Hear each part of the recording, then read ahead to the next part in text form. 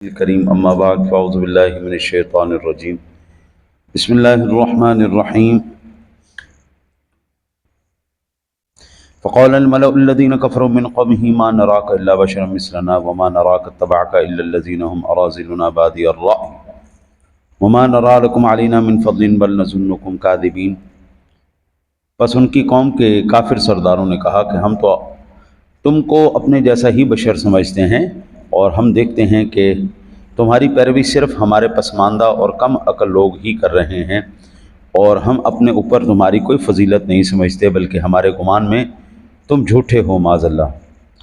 قال یا قوم ارأیتم ان کنت علی بینۃ من ربی وآتانی رحمۃ من عنده فعمیت علیکم انلزمکموها وانتم لها کارہون۔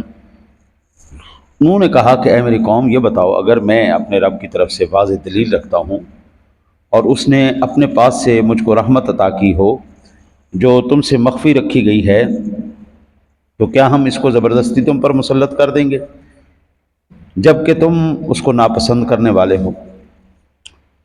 وَيَا قَوْمِ لَا أَسْأَلُكُمْ عَلَيْهِ مَالًا إِنْ أَجْرِيَ إِلَّا عَلَى اللَّهِ وَمَا أَنَا بِطَارِدِ الَّذِينَ آمنوا إِنَّهُمْ مُلَاقُو رَبِّهِمْ وَلَكِنِّي أَرَاكُمْ قَوْمًا تَجْهَلُونَ۔ اور اے میری قوم، میں اس تبلیغ پر کسی مال کو طلب نہیں کرتا، میرا اجر تو صرف اللہ تعالیٰ پر ہے، اور میں ایمان والوں کو دھتکارنے والا نہیں ہوں، بے شک وہ اپنے رب سے ملنے والے ہیں، لیکن میں سمجھتا ہوں کہ تم لوگ جاہل ہو۔ حضرت سیدنا نوح علیہ نبینا علیہ الصلوۃ والسلام کے اوپر کافر سرداروں کا جو شبہ تھا، جو انہوں نے اعتراض کیا تھا، اس شبے کا جواب دیتے ہوئے حضرت نوح علیہ السلام نے اس شبے کی کئی وجوہ سے جواب دیا۔ پہلا جواب دیا کہ میں اللہ کے پیغام پہنچانے اور دین کی تبلیغ پر تم سے کوئی اجر طلب نہیں کر رہا، نہ کوئی مال و دولت مانگ رہا ہوں، حتیٰ کہ یہ فرق کیا جائے کہ میری پیروی کرنے والا فقیر ہے یا غنی۔ یعنی بھائی کوئی فقیر اگر دیکھیں نا جی، آپ ہمیں پیسے دے رہے ہیں، آپ ہمیں فیس دے رہے ہیں، آپ ہمیں کوئی اس کا اجارہ دے رہے ہیں، تو ٹھیک ہے آپ پابند کریں جی، یہ ہم آپ کو اپنا نوکر بنائے ہوئے ہیں، آپ ہمارے امپلائی ہیں، آپ یہ کام کریں گے، یہ نہیں کریں گے۔ جب کسی چیز کا آپ سے مطالبہ ہی نہیں ہے، نہ مال و دولت مانگا گیا، نہ آپ سے کوئی پیسہ مانگا گیا، نہ کوئی مرتبہ مانگا گیا، تو پھر اب غریب پیروی کریں یا امیر پیروی کریں، اس میں کیا فرق پڑتا ہے؟ حضرت تبلیغ کرنا اور وہ بھی فی سبیل اللہ کرنا، یہ آج سے 10,000 سال پہلے بھی آسان نہیں تھا، آج 10,000 سال بعد بھی آسان نہیں۔ نوح علیہ السلام کا ابتدائی زمانہ ہے، اس زمانے میں بھی بغیر کسی اجرت کے، بغیر کسی اجر کے، بغیر کسی مال کے تبلیغ فی سبیل اللہ کرنا، اور آج بھی کرنا کوئی ایک، اس وقت میں شاید چل جاتا تھا، گزارا چل جاتا تھا، پیسے کی اتنی ویلیو نہیں تھی، اشیاء کی اتنی ویلیو نہیں تھی۔ بابا اب تو ہر چیز کی ویلیو ہے بھائی۔ اب یہ کبھی نہیں پوچھا جاتا کہ قرآن پاک جب آپ خریدنے جاتے ہیں، کبھی نہیں پوچھا جاتا آپ قرآن پاک کے پیسے لے رہے ہیں، حدیث پاک خریدنے جاتے ہیں آپ حدیث پاک کے پیسے لے رہے ہیں، قرآن چھاپنے والا بھی پیسے لیتا ہے، قرآن لکھنے والا کاتب بھی پیسے لیتا ہے، پریس والا بھی پیسے لیتا ہے۔ صرف اعتراض کیا جاتا ہے تو مولوی صاحب مولوی قرآن پڑھان دے پیسے لیندے نہیں جی، کیسی کو بیت اللہ شریف ہے نا جی، سعودیہ کو غریب ملک تو نہیں ہے، تیل سے مالا مال ہے، لیکن بھائی جان جو نارمل عمرہ ہے 2.5 سے 3 لاکھ روپے کا ہو رہا ہے، وہ غریب ہے۔ اب وہاں پہ کوئی اعتراض نہیں کرتا کہ آپ عمرے کے پیسے لے رہے ہیں، اللہ کے گھر کی زیارت کے پیسے لے رہے ہیں، نبی پاک کی مسجد کے پیسے لے رہے ہیں جی، وہاں پہ کوئی اعتراض نہیں، کوئی اعتراض نہیں۔ چڑیا گھر چلے جاؤ، باہر ٹکٹ لگی، آپ یہ آرمی میوزیم ہے آپ کے قریب، ادھر چلے جاؤ، ادھر ٹکٹ لگی ہوئی، ہر جگہ پہ ٹکٹ لگی ہوئی ہے، وہاں پہ کسی پہ کہیں پہ کوئی اعتراض نہیں، یہاں پر اعتراض آ جاتے ہیں۔ نوح علیہ السلام کہہ رہے ہیں بھائی بات یہ ہے کہ میرے اوپر اعتراض تم اس وقت کرو کہ جناب آپ کے صرف غریب لوگ پیروکار ہیں، آپ کے غریب کہنا ماننے والے ہیں، جب تم مجھے کچھ دے رہے ہو، میں تم سے لے نہیں رہا کچھ، تو پھر میری غریب پیروی کریں یا امیر پیروی کریں، اس سے کیا فرق پڑتا ہے؟ کوئی فرق نہیں پڑتا، پہلی بات۔ دوسری بات، یہ کوئی مشکل کام نہیں، یہ کوئی آسان کام نہیں ہے، مستقل مزاجی کے ساتھ تبلیغ دین کرنا۔ دوسرا یہ، تم میرے ظاہری حالات کو دیکھ کر یہ سمجھ رہے ہو کہ میں غریب آدمی ہوں، ظاہری بات ہے، جو دین کی تبلیغ کر رہے ہیں، اب نوح علیہ السلام کی بات ہو رہی، کر بھی قرآن رہے، ظاہری اسباب کوئی نہیں تھی، آج بھی مبلغین کے پاس کیا ہوتے ہیں؟ کوئی کچھ بھی نہیں ہوتا، ظاہری اسباب اتنے کوئی نہیں ہوتے۔ وہ کہتے ہیں تمہارا گمان یہ ہے کہ اللہ تعالیٰ کے پیغام پہنچانے کا کام یہ اس لیے شروع کیا ہے کہ میں تم سے مال و دولت حاصل کر کے خوشحال ہو جاؤں، ہے نہیں؟ بندہ پیری مریدی کو شروع کرتا ہے امیر ہو جائے، سیاسی پارٹیوں کو بناتا ہے امیر ہو جائے، لیکن اللہ کے نبی نے تو کوئی ایسا کام نہیں کیا کہ نبوت کا جو انہوں نے کام شروع کیا ہے، ہاں جی، وہ اس لیے شروع کیا کہ مال و دولت حاصل ہو۔ نبی اکرم صلی اللہ علیہ وسلم کی ساری زندگی گزارنے کے بعد جب آپ کا وصال مبارک ہوا تو حضور مقروض تھے، مال و دولت حضور نے نہیں بنایا۔ آدم علیہ السلام سے لے کے جناب رسالت مآب صلی اللہ علیہ وسلم تک کسی نبی نے دنیا کے لیے تبلیغ نہیں کی کہ دنیا کے لیے تبلیغ کی ہو کہ مال و دولت حاصل کر کے وہ خوش ہو جائیں، ایسا کبھی بھی نہیں ہوا۔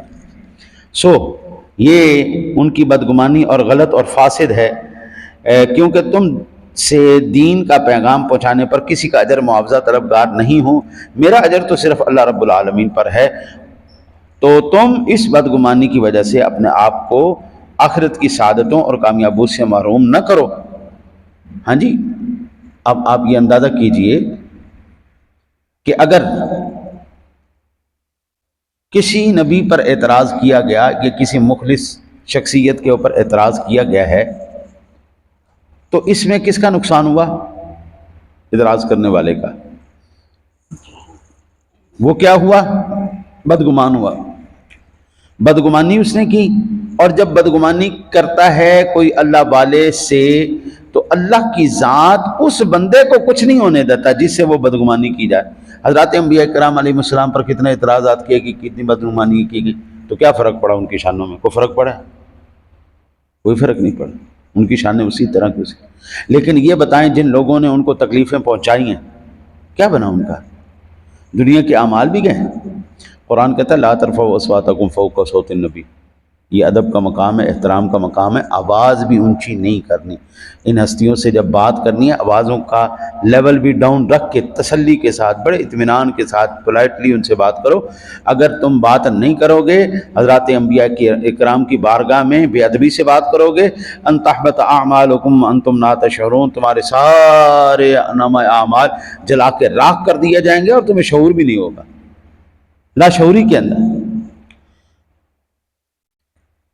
کوشش یہ کریں، زندگی میں بندہ کسی کو کچھ دے نہیں سکتا نا، تو کسی کے بارے میں بدگمانی نہ کرے، اس کے خلاف کو بکواس نہ کرے، گستاخی نہ کرے۔ پتہ لگے کہ جناب یہاں پر کرتے رہے، حاضر اللہ کی بارگاہ میں ہونا تھا، یہ تو اللہ کے چنندہ لوگ تھے۔ حضرات انبیاء کرام جتنے بھی اللہ کے منتخب کردہ افراد ہیں نا جی، تو حضرات انبیاء پر اعتراض کرنے والے جب کل قیامت والے دن اللہ کی بارگاہ میں کھڑے ہوں گے، ایمان سے بتائیے گا اللہ کی ذات کس کے ساتھ ہوگی؟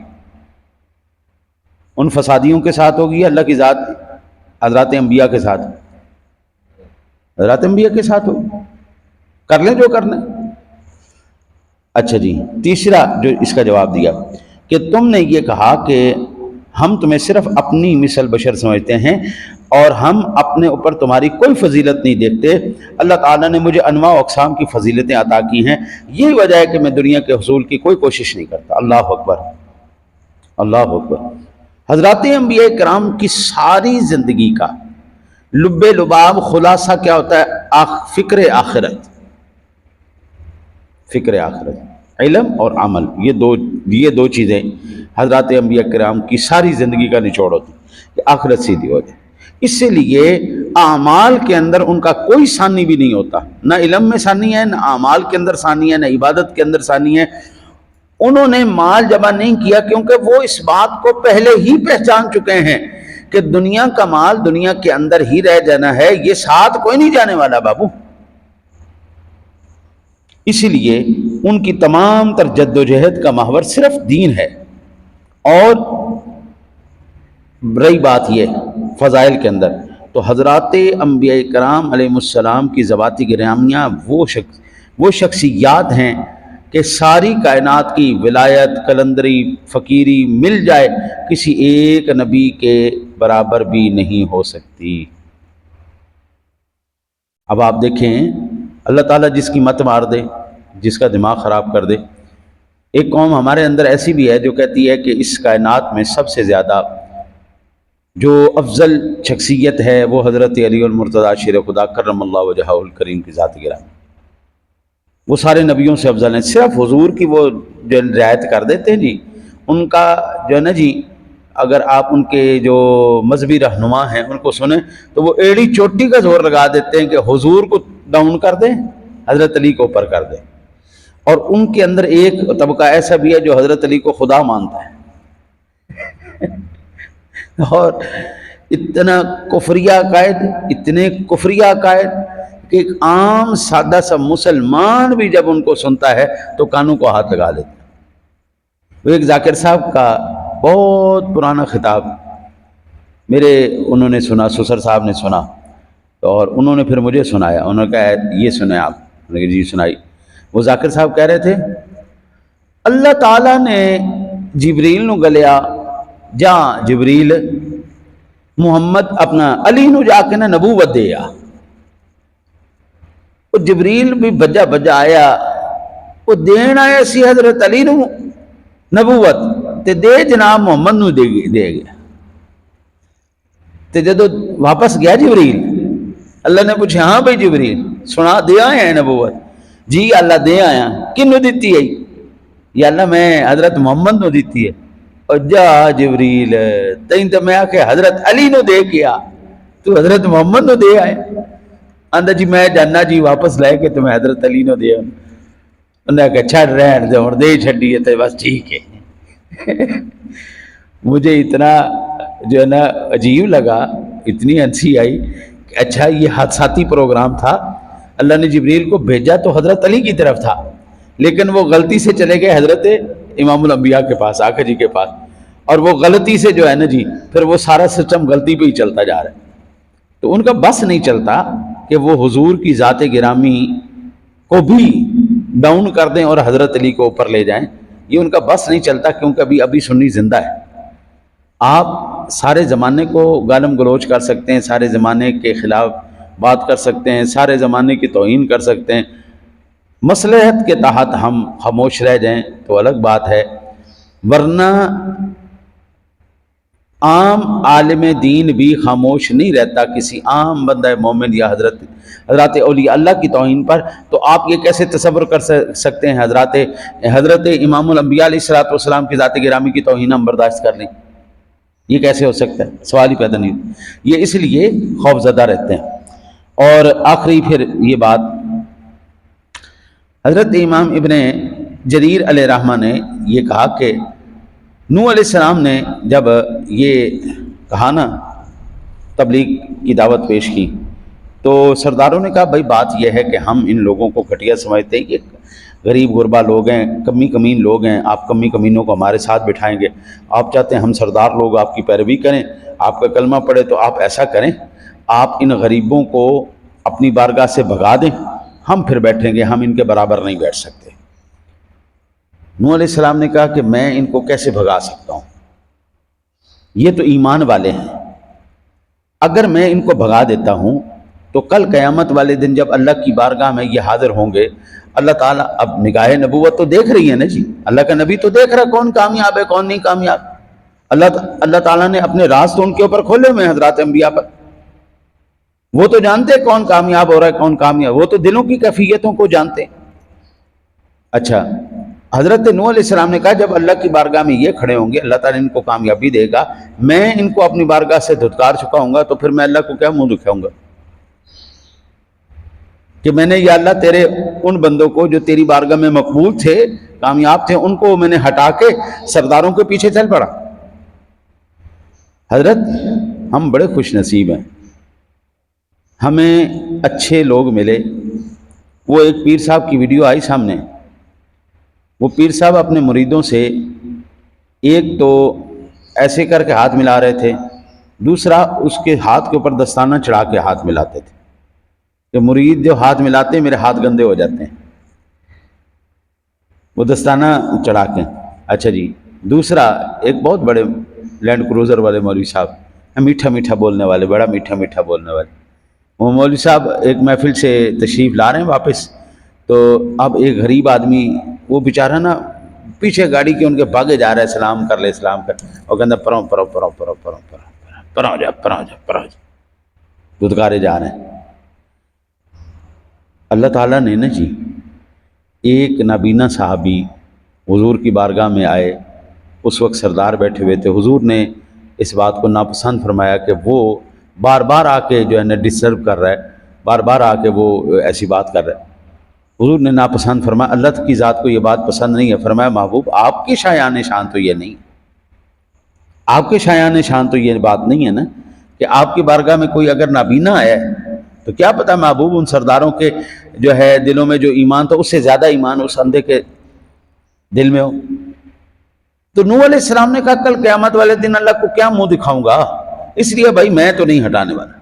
دعا کریں اللہ تعالیٰ اپنے محبوب کریم علیہ الصلوۃ والتسلیم کا صدقہ جب تک ہمیں زندہ رکھے، اپنے محبوب کی غلامی میں زندہ رکھے، مرتے وقت ایمان کی سلامتی کے ساتھ کلمہ نصیب فرمائے. اللہم